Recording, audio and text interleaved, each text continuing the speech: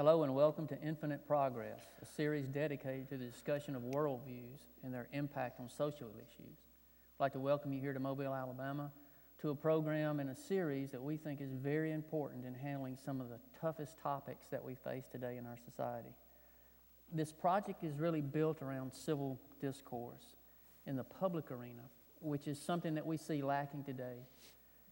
Most of our discussions and debates seem to be so toxic in their nature, and we hope that these series of programs is something different, something that challenges you, that makes you think about some of the most crucial issues that we face today. Part of the reason that we're doing these programs and the series that follow this is to highlight points of agreement that often different worldviews have in common, but also note some of the differences. So in the process of these series, we hope that you find them something that is different and that you can work with, and it causes you to think. We have two people here today. We have Landon Mosley and Dustin Chalker, and so I would like to let them introduce themselves to you today and turn it over to you, Landon. Thank you, Tony. And thank you, Dustin, for coming out and engaging in this project with us. Excuse me.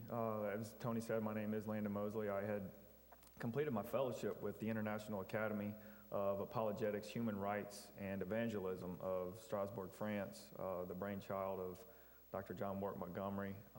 And so I'm trying to take those tools that I was given from there and take them into the public arena as part of these discussions. My personal journey into the Christian faith as a confessional Reformed Christian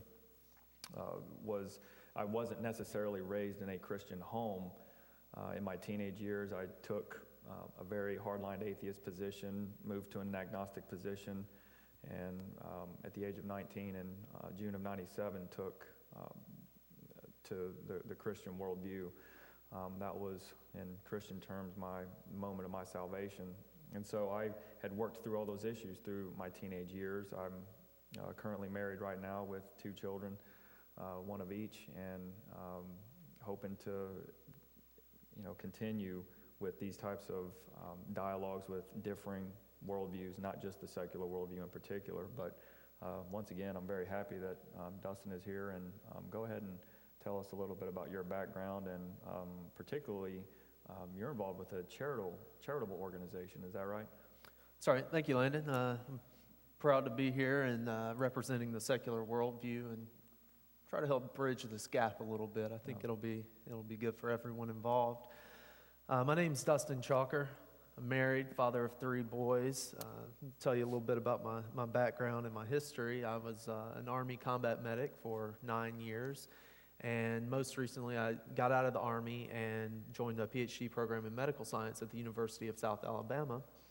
And I've been working with a charitable effort called Who Gives More, and basically it's an online platform for charity fundraising where different groups of people can join contests against each other, and it can be anything. It could be Boy Scout troops against other Boy Scout troops, or political party against political party, Coke versus Pepsi.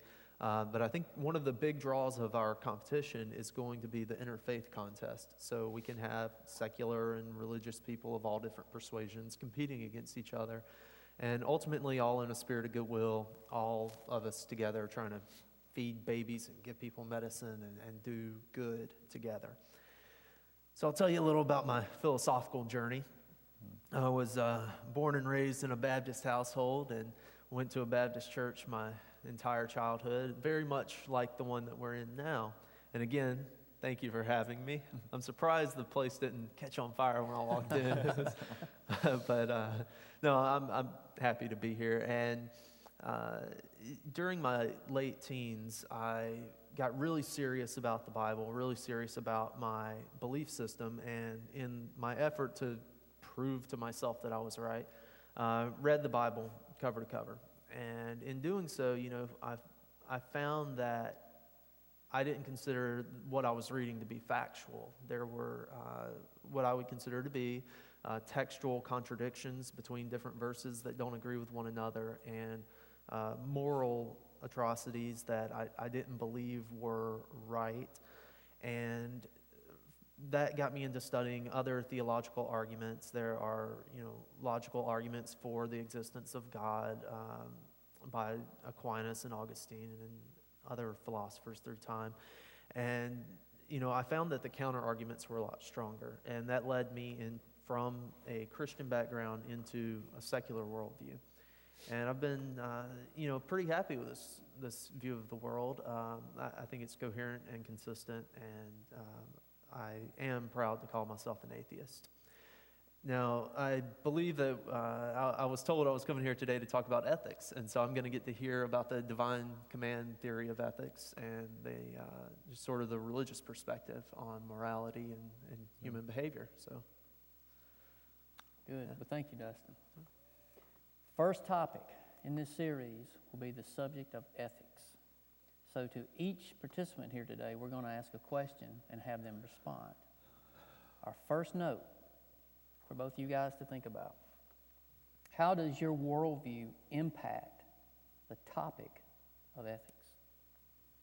Thank you. Yeah, it's certainly on the forefront of any particular religious persuasion in general, but particularly the Judeo-Christian worldview has an enormous impact on the form of ethics. And we take the conviction that unless God exists and ordains and speaks clearly what those ethical behaviors ought to be, that they are merely arbitrary or pluralistic or relativistic as far as how humans would interact with one another. And so what we take is, if God exists, has he spoken, and has he spoken clearly?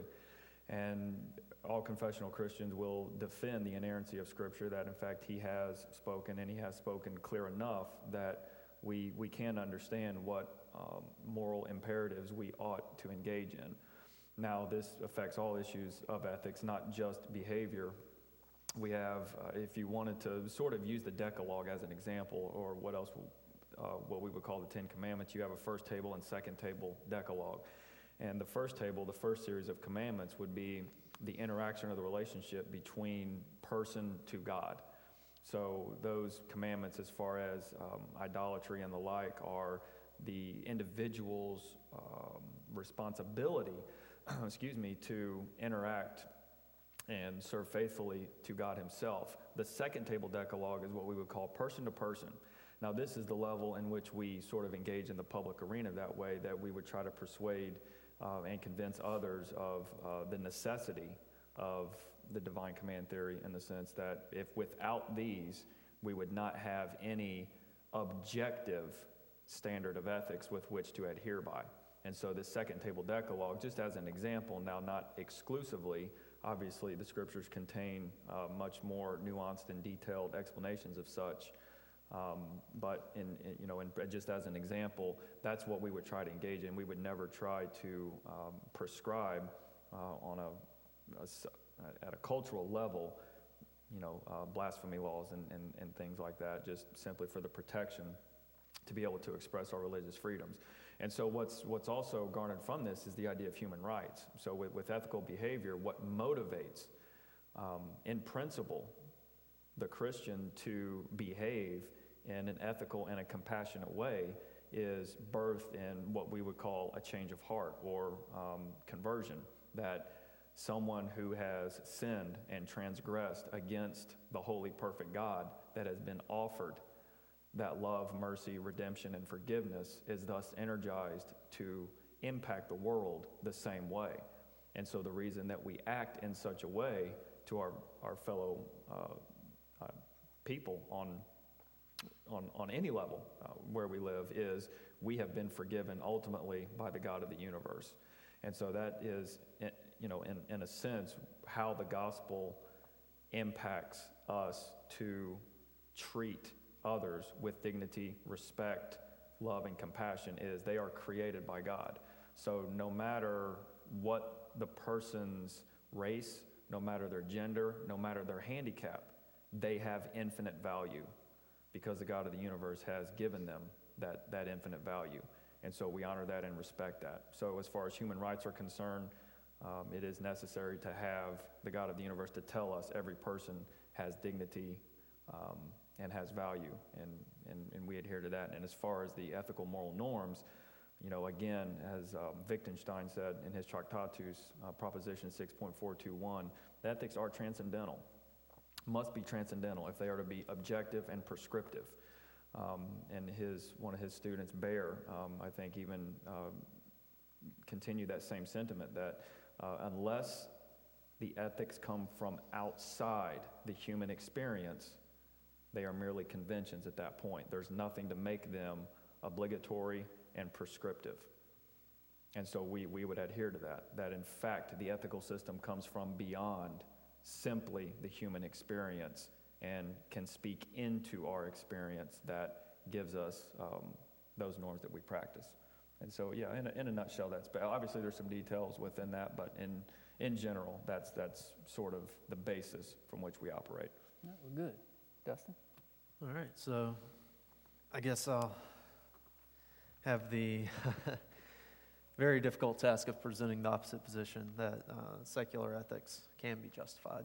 And in fact, I'm gonna go a step further. I'm gonna talk about the impossibility of transcendental ethics and the necessity of universal ethics grounded in logical, provable, and empirical facts. So I believe that real morality requires something universal. You know, transcendental ethics and that divine command concept cannot justify an action against a person who doesn't believe the same divine command that you do. It cannot justify your behavior if you change your mind. If you convert to another religion or lose religion entirely, you're left completely without any sort of ethical guidance or ethical system.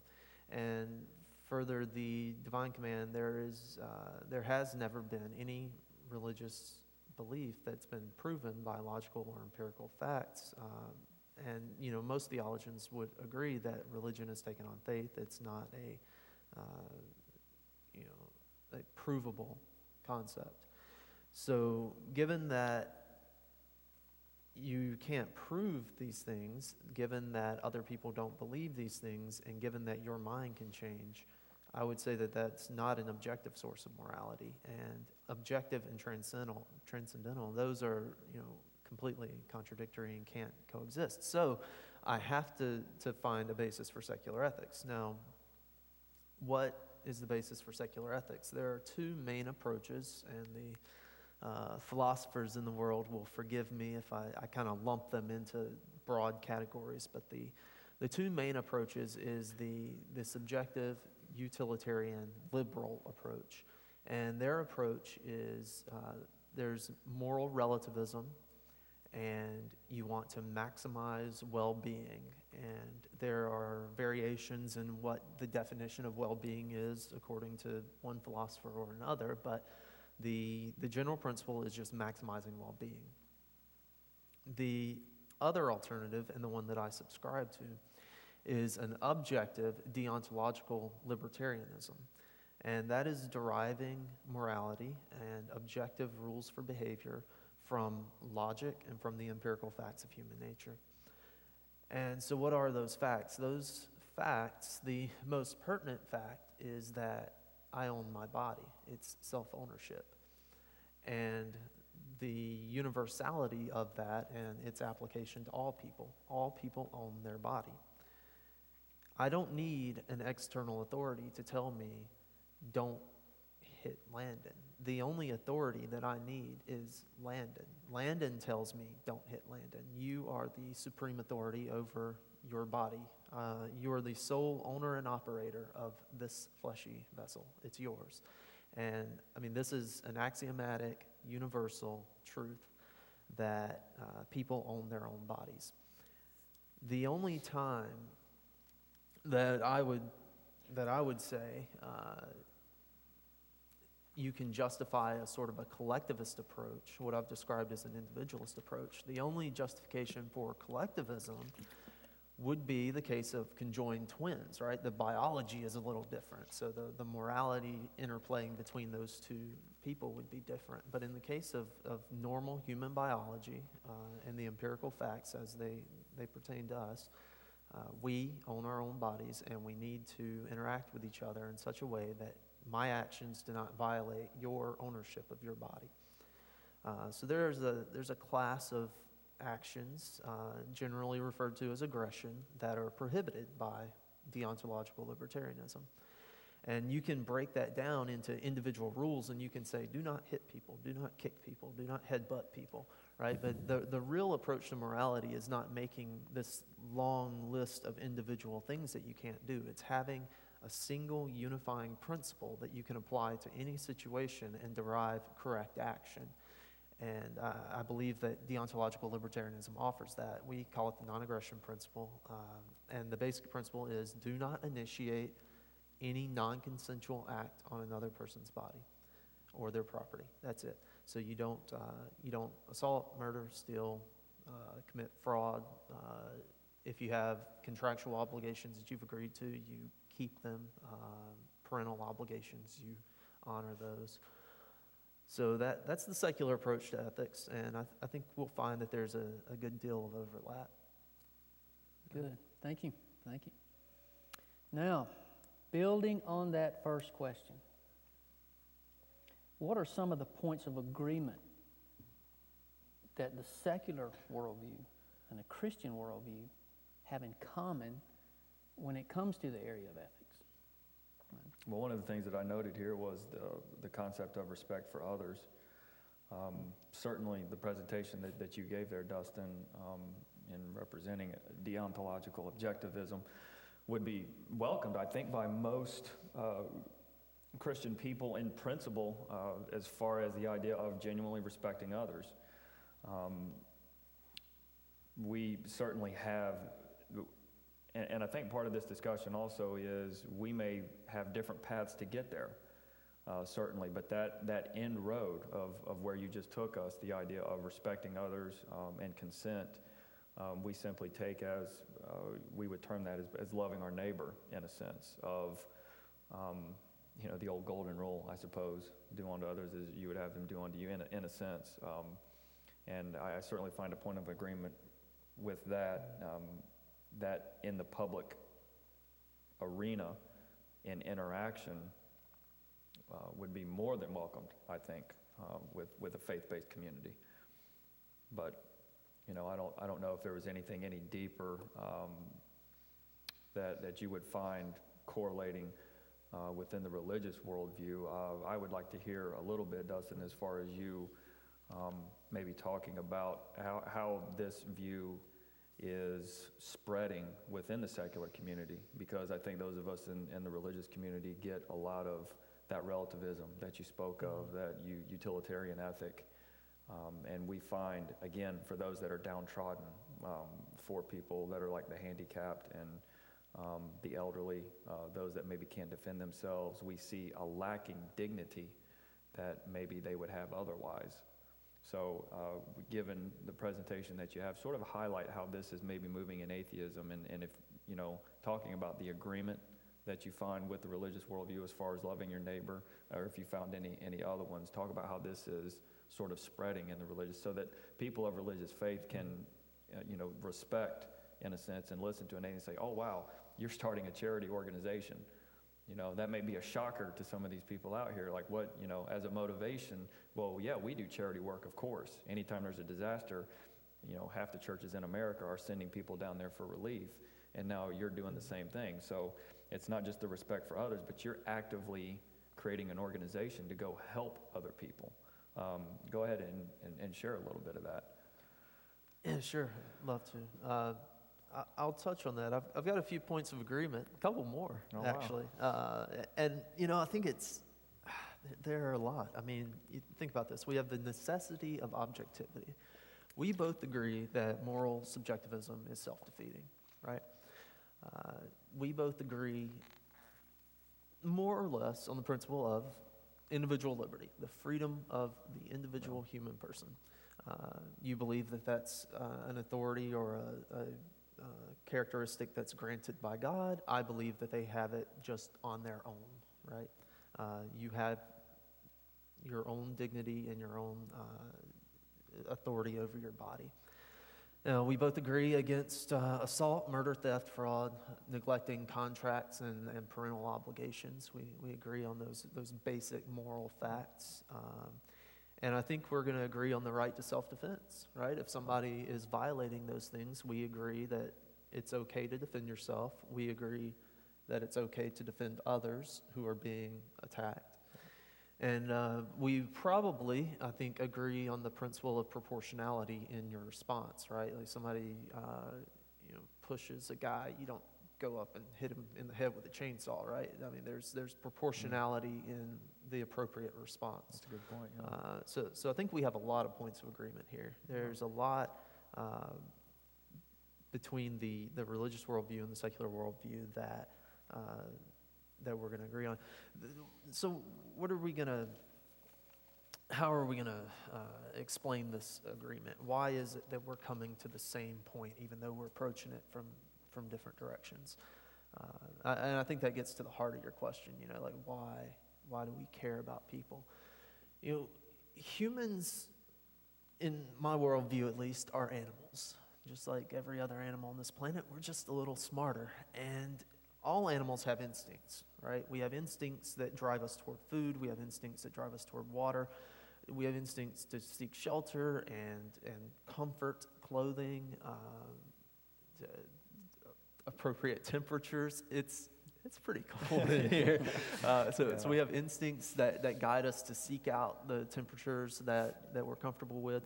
And I also believe that humans, along with all other animals, have instincts when it comes to interacting with one another. So those instincts form just sort of the emotional bond that people have and the emotional impulses to behave in certain ways.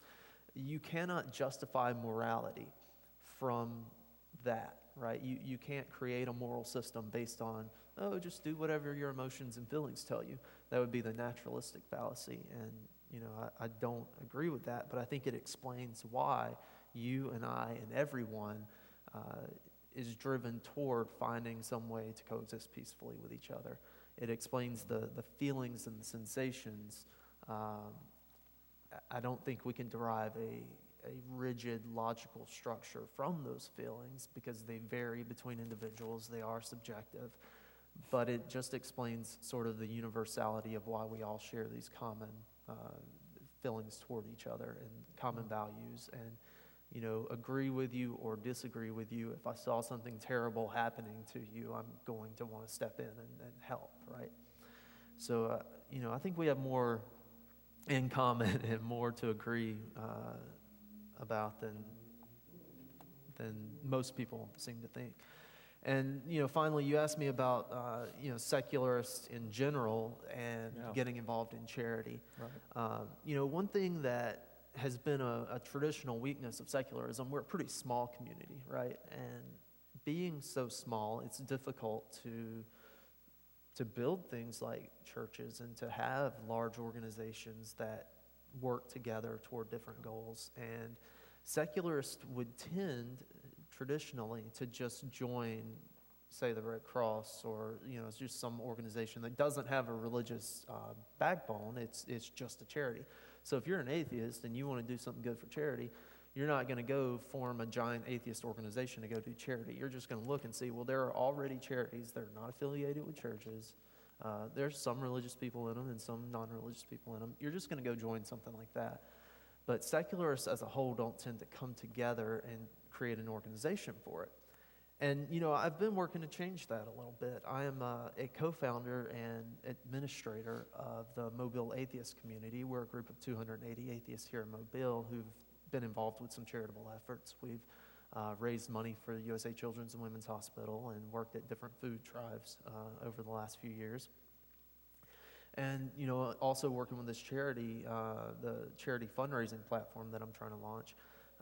One of the elements in the interfaith contest is, there are communities like secularists who traditionally have not given as much, at least collectively, and this is going to create sort of a team spirit and a rapport to get these people to come together and say, all right, let's go team. Hey, that kid needs food, and that guy needs medicine, and that guy needs a roof over his head. So let's come together and let's make it happen. I think you need community to really get collective action to make that sort of thing happen. And I think we would agree that this kind of thing should be taken care of on a community level, whether it's a secular community or a church, instead of sort of a coercive government welfare system that did it. Yeah. I'd love to get into that in our next segment. Yeah, absolutely. Yeah, and I'm glad you highlight that. And again, I think for those that have a religious background and maybe don't hear the secular perspective, be able to describe exactly what you did, I think that is informative and beneficial to hear that one can be motivated with a secular worldview to engage in charitable acts that way. Go a little bit further though, Dustin, if you would, and talk about, because a lot of hot button issues today are things like the elderly and things like the handicapped. How does what you're presenting continue to give those individuals dignity, benefit, and things along those lines? Yeah, so the dignity of the individual is derived from the individual. Something we've discussed before is value, and where does value come from? And I think the concept of value is subjective. I think you can have a system where value is subjective, but morality is objective. And I'll very briefly, because I'm sure we have to move on, I'll briefly describe that. So value implies a valuer. The universe is not conscious. The universe doesn't assign value to things. The universe doesn't care about planets and stars and babies, right? The universe is just an empty and cold and lifeless place for the most part. It doesn't have a mind that can assign value. So as conscious thinking entities, we create value. We decide what is valuable. I value my life. I value water, nutrition, warmth. I value things that make my life better, and I value other people. Other people make my life better. And each individual creates and assigns value to themselves and to the things in their environment. So how do you move from this subjective value to objective morality? Well, your values determine what you consent to. Like you may like boxing, so you consent to boxing, and another person doesn't like boxing. So if I hit you, then we're boxing. If I hit that person, then it's assault, right? So your values and what guides your choices, that's subjective. But whether or not I have consent is a yes or no objective answer. Do I have consent? That is an objective standard, which is derived from a subjective precursor. So, like I said, value is subjective. Morality and interactions between people, objective. Yeah. Right, good. Now, building on that, you've both given us some very good points to think about as areas of agreement. To back up to that one, let's talk about some areas of disagreement. So in other words, what would be some of the points of disagreement that secular worldviews and Christian worldviews have when it comes to the subject of ethics? Yeah, I think in general, what has bothered Christian thinkers over the years in terms of ethical behavior are some of the activities that seem to devalue other humans in a sense, as far as what makes them, what I would say is in terms of what makes ethical behaviors obligatory, objective, prescriptive in that sense. We're looking for a set of moral oughts that are prescriptive. One thing C.S. Lewis had said, in referring to a moral oughtness about the human nature, Francis Schaeffer called them moral motions. The fact that every single human has a sense of justice about them. Now, they may disagree on what that justice system exactly entails, but if a person is offended, they have a sense of, I was offended by that action. Now,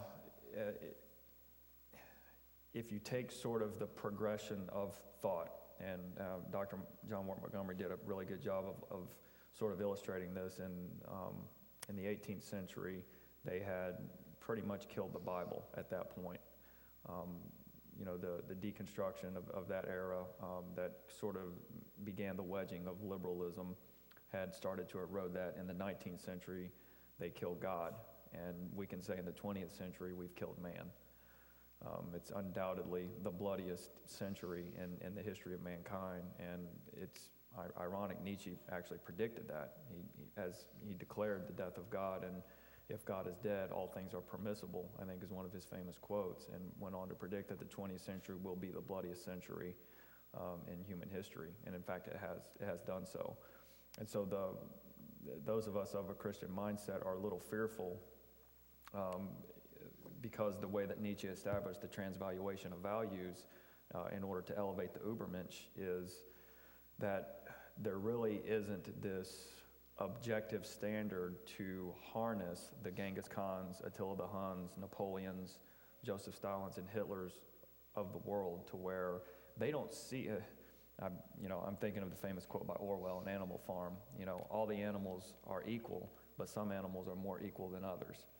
And I think that's really what it is. And from a Christian worldview, we take humanity objectively having equal worth, dignity, and value because they are created by God and they have the image of God upon them. If you remove that as a moral standard, then you're left with these power trips, in a sense, to where these individuals, there's nothing to withhold them from acting aggressively because they have an instinct or an impulse to have certain needs met. And in order to acquire those needs, there are competitors that are standing in the way. And so if we were to simply prescribe as the only basis of self-governing and consent, that's acting out of selfishness and fear. And that gets a little bit into the heart as far as the motive. Where I think the Christian worldview is a little more complete is that it establishes a pure motive. And even Immanuel Kant was wise enough, within his categorical imperative, he tried to separate laws and morals. I know we'll talk a little bit more about that in the next segment as we talk about jurisprudence, but even he was able to realize that the intent, the animus, the mens rea, as we speak in legal terms, of what a person in fact intends to do. And so there's a little bit of a void that we would sense from the secular perspective that wouldn't allow it to be as objective and prescriptive in that sense. It's kind of the deeper issues, the idea of human dignity, the oughtness as far as the motives.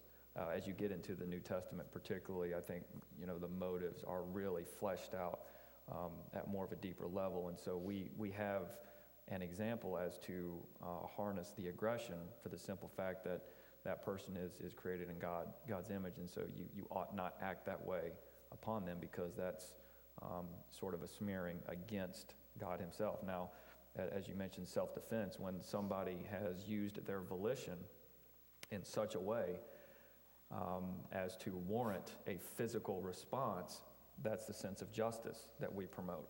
And again, something that might be lacking in the secular worldview, possibly, would be an aspect of defending justice even in areas that are not comfortable. So as a contemporary example, the Darfur area is a very remote, distant area from us in America, but we have individuals that are begging for help as they are oppressed, driven into slavery and slaughtered.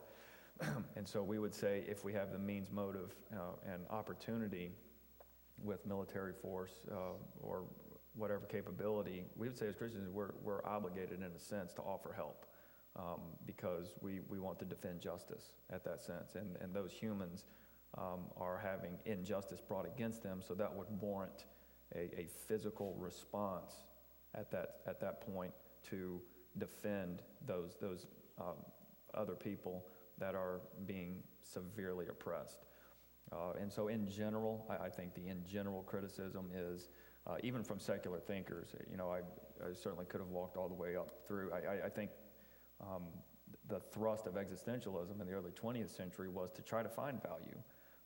One of my favorite guys to read was, Albert Camus, and Jean-Paul Sartre and Camus both really wrestled with this idea of, especially in the treatise on the myth of Sisyphus, was that we know that there is no value.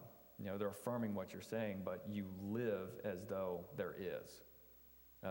It's almost bluntly stated that way. That's not a verbatim quote, but it's pretty, I mean, that's, the sentiment of it is you have to act as though there is no actual value. You push the boulder up and you know it's coming back down. You know it's coming back down, you got to push it up again, but you live as though the hope that it's going to stay this time, and you just keep pushing. And that just seems somewhat inadequate for us. But yeah, go ahead and... Points of disagreement. Sure, fair enough. Yeah, I mean, I'll give you another point of agreement instead. Sorry, I'm so agreeable. So, I mean, we'll both agree that nihilism is self-defeating ideology. The idea that there is no such thing as value is just ridiculous. Of course, there's a such thing as value. The question is one of context. Like, in what context does value exist? Does value exist at the level of the universe? No, it doesn't. Understood properly, value is subjective. You know, it is created by the human mind, and it implies the valuer, the person who assigns the valuation to the other person, place, or thing. So, you know, this pure nihilism, there's no such thing as value, that's just ridiculous. I'm going to reject that all day. I'm right there with you. But let's I'm going to walk back through your points here, kind of in reverse order. Immoral people exist. There are bad people in the world, and your worldview doesn't change that. Mine doesn't change that.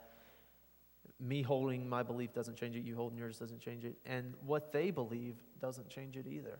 When evil people exist, it doesn't matter what belief system is in their head. They're going to do evil things. That's just who they are. That's what they do. You cannot go up to Hitler and say, hey man, individual self-ownership and personal sovereignty. He's not going to listen to me. You can't go up to him and say, hey, Jesus died for your sins. He does not care, right? Evil people do not care. And our worldviews aren't going to change that. But I would say that no atrocity has ever been committed in the name of individual self-ownership and non-aggression, right? Like this worldview that I'm espousing here is one that does no wrong. I mean, it's by definition, just one of peace and coexistence. Those people who approach ethics and come away with a different answer other than individual self-ownership and non-initiation of aggression, maybe they don't think they're doing bad, maybe they don't feel they're doing bad, but if they violate another person's rights, even if they think they're doing good, that's the definition of wrong. And it doesn't matter whether they think they're doing good in terms of, I'm going to save society and worker power and, whatever socialist stuff they're thinking. And it doesn't matter if they do it because they think, well, my book here says that I should kill the people who cut their hair on Fridays, or, whatever arbitrary set of rules they're trying to follow from some religious tradition. You asked about defending others. I don't want to quite go down. You brought up the Darfur region and military intervention, and I think that's going to bleed into politics, and I think that's fair. Probably kick that one down the road for next time. Okay. The other issue is the is-ought problem, right? How do you move from the empirical facts of what is to the prescriptive ought? Mm-hmm. I should act this way. And I think it's actually an extremely simple, deceptively simple thing to do. And what you have to do is set a goal, right? You set a goal. In order to do X, and given the facts as they exist empirically, I ought to do this, all right? In order to not be thirsty, I should take a drink. Right? So, it's very simple. We have the empirical facts that individual human beings possess their own individual bodies, that they're capable of agency and making their own choices. Those are the facts. In order to retain your individual freedom and your autonomy when interacting with other people, if we're going to be logically consistent, that's kind of a requirement, right? I think we another point of agreement. Yes. Yes. How many of those do I have now? At least 7. Yeah. Yeah. So we have to be logically consistent. In order for me to own myself and to have autonomy over this body, I have to recognize the logical consistency that you have to have the same thing. My actions cannot violate that. Your actions cannot violate mine. If my actions violate your autonomy or your actions violate my autonomy, then it's a contradiction of the goal. If we set that goal of, I want autonomy over my body. What if I don't set that goal? What if I say I don't want autonomy over my body because I'm a nihilist, or I'm a, one of those other ethical systems that we disagree with? What if a person sets a different goal?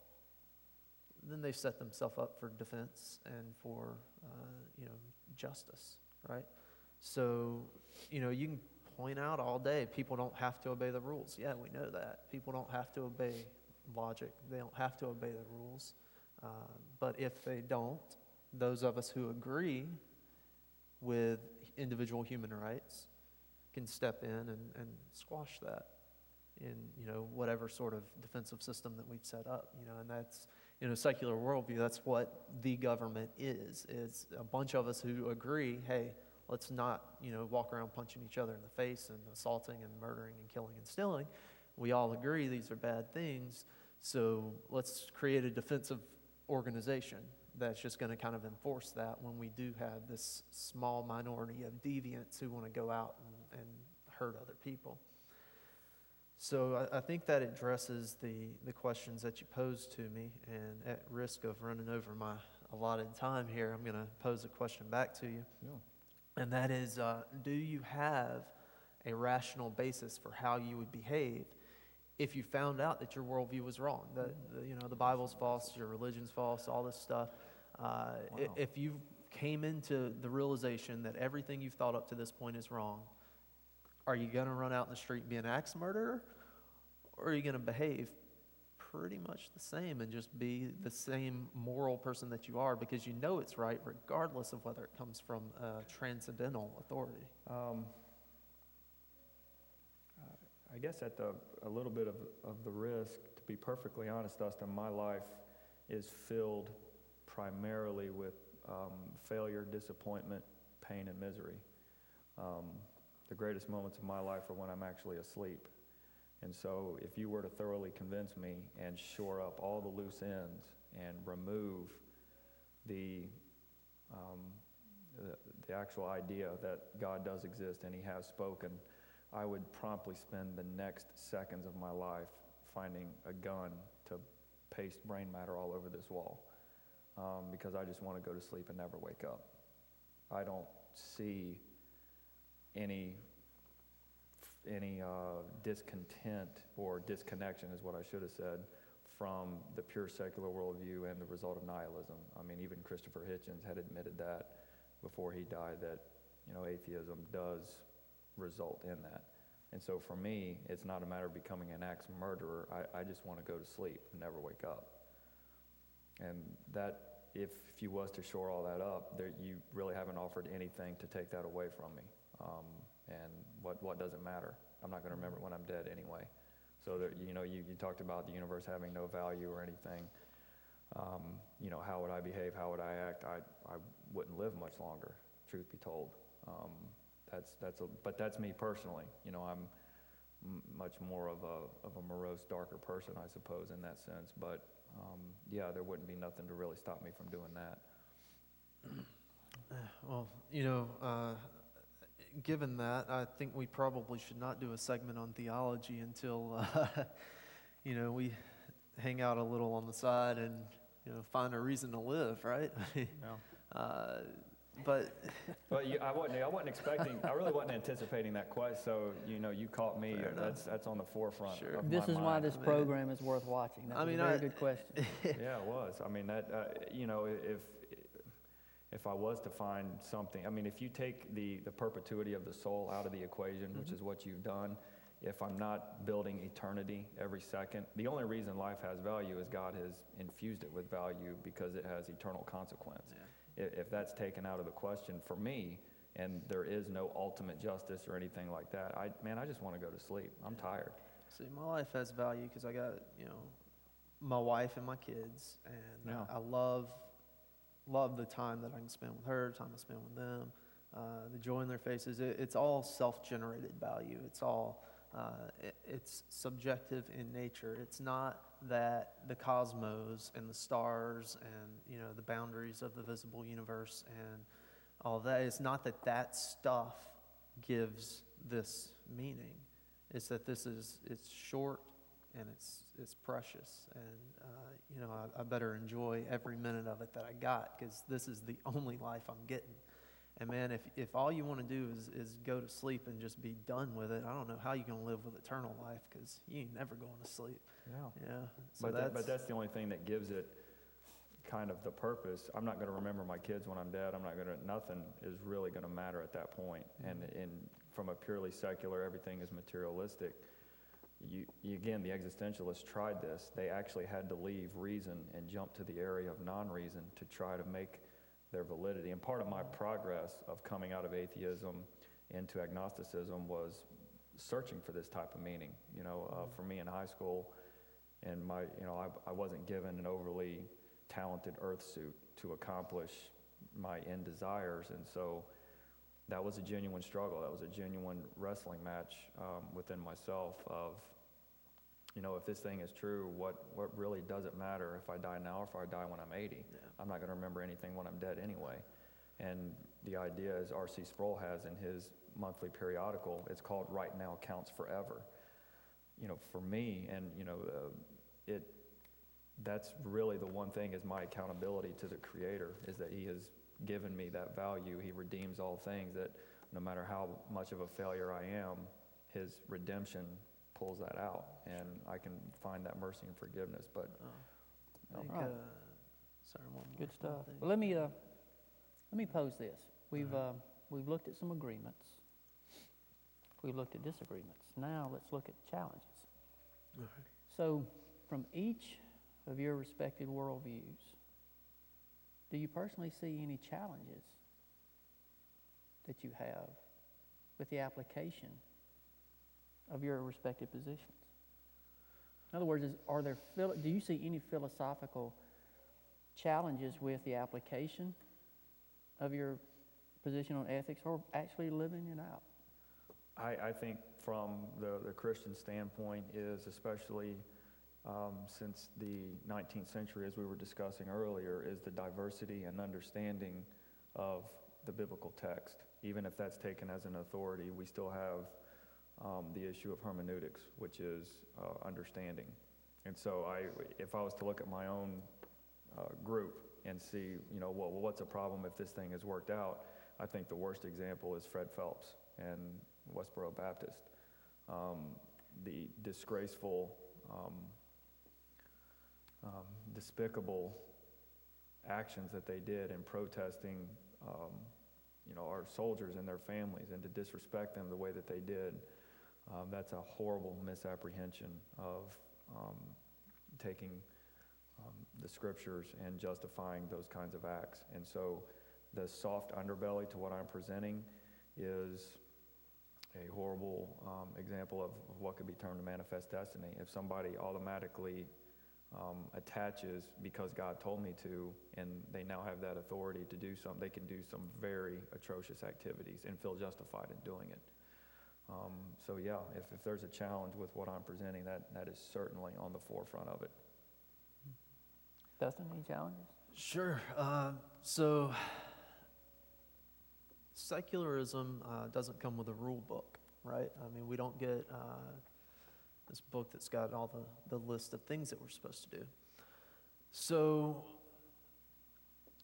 logic is the closest thing to a rule book, and I can show how, using logic and empiricism, you can determine things and figure out exactly how somebody should behave in order to preserve individual freedom. And I can show you that, but it's a bit of an intellectual exercise. And most people aren't going to really go through all of that for their daily life. And most people act on those moral instincts we talked about, which are just evolved instincts, right? And so some of those instincts misfire. They're not really moral. They are inconsistent with my worldview. That they're emotions that were effective at gaining survival, right? Envy and greed and lust and these things. They're emotions that helped earlier animals survive, but they don't have a place in a worldview that looks for consent and, don't do this thing to this other person unless they agree to it. And those same misfiring instincts are present in non-religious people and religious people, and it really doesn't matter. All people have those instincts, but how can the secular worldview deal with those people who won't put forth the intellectual effort to come up with a rational way to behave, and they just act on those instincts and just I just want to act this way. I don't think there are very many people like that. I think they're crazy, they're sociopaths, and the only way that we can really deal with them is either individually defending ourselves against them when they step out of line, or coming together and forming that government as a defensive association. So, dealing with those moral instincts and the intellectual effort that it requires sometimes to override them, that's a challenge. Yeah, good. And Any closing remarks? Anything that you guys would like to bring up, or anything in this segment that? You want to pose a Okay, question good. to the other secularists out there? Yeah, well, I mean, I think one of the challenges that I would like for the secularists, I think, to consider as they address the topic of issues, is to really find a way to ground it to where it can be prescriptive. And you're sort of arguing with your own camp, in a sense, of some of the secular philosophers that want to make morals and ethics relativistic, pluralistic. I think is how most of these debates work out. If you was to research debates on these particular topics, I had listened to one earlier this week with Greg Koukl and I think it was Professor Baker, I believe was his last name, professor of ethics at University of Toronto. You can find that online, and that was pretty much what he was presenting, was the relativistic, which is not what you were presenting, so it didn't help me that much. But I think if there is a challenge, that would be it, is to find a way to make it grounded to where these can be prescriptive. Oh yeah, I would challenge y'all to do the same thing. Yeah, I mean, it's self-defeating. It really is. So I guess it's on me to present a little challenge to the religious people out there. My challenge to the religious people in the world would be to think about the fact that religion cannot be proven, right? It has to be accepted on faith. And given that you're accepting it on faith, why do you think you can justify an action against another person using this worldview that isn't really proven, right? We have, and I have presented, a logical form of ethics that gets pretty good results. I mean, it outlaws murder, assault, rape, theft, contractual fraud, and breaking contracts, requires parents to take care of their kids. You can get pretty much everything from a simple logical formula. And so we don't need these rule books. And I would just think about, can you really justify doing something to another person because you have a book that says you should? And, if you found out that book was wrong, how would you act then? And I think that's how you should be acting, is the way that you would act without somebody telling you to, stone gay people or, whatever. So that's my challenge to, the religious worldview.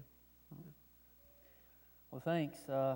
You can see programs like this are going to continue to be very interesting. And what you heard here today was a real good discussion on the differences, the similarities, and also the challenges that worldviews have as we try to flesh those out in society and culture. So we thank you for joining. If you like this, if you have comments about it, we want you to write, call, tweet, do whatever you do. Contact us, let us know. So we thank you for joining us. In our next session, we'll be discussing politics. Thanks.